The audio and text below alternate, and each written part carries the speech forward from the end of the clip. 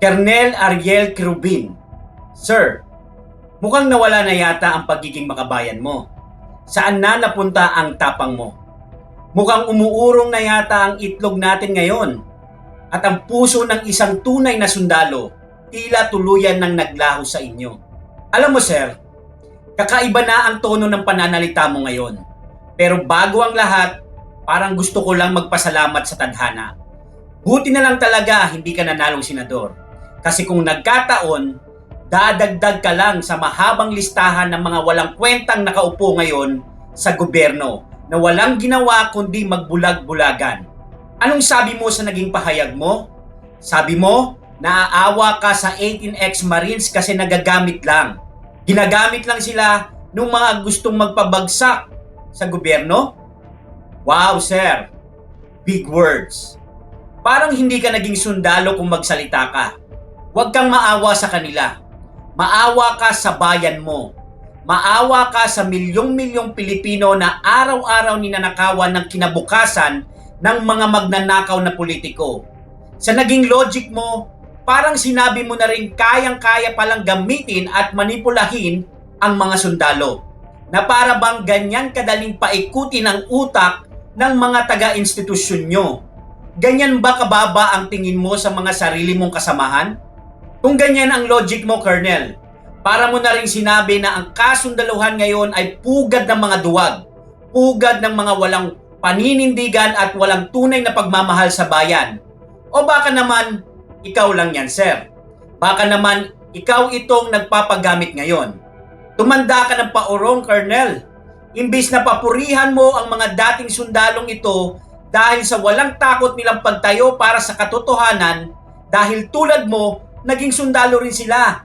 Nakisali ka pa doon sa mga taong pilit na sinisira at tinutugis ang kredibilidad nila.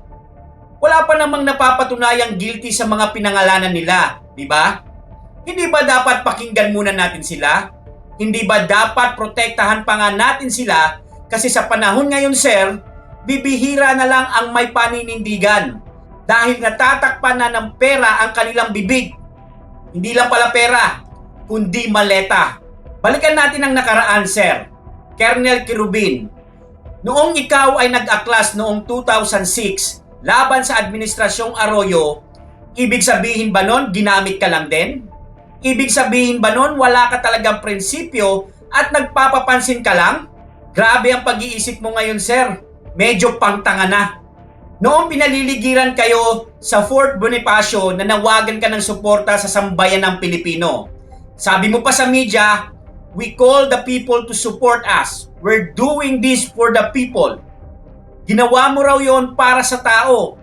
Ngayon may mga taong tumitindig eksakto sa ginawa mo noon, nananawagan din ng suporta para sa katotohanan, pero imbis na pakinggan mo, isa ka pa sa nangunguna na gibain at sirain sila. At ang pinakamasakit pa rito, sir, noong nag-aklas ka noong 2006, nanindigan ka lang dahil sa posisyon ng kasamahan mo na natanggal sa pwesto, si General Miranda. Ibang-iba sa 18 ex-Marines ngayon. Ikaw, nanindigan ka para sa pwesto.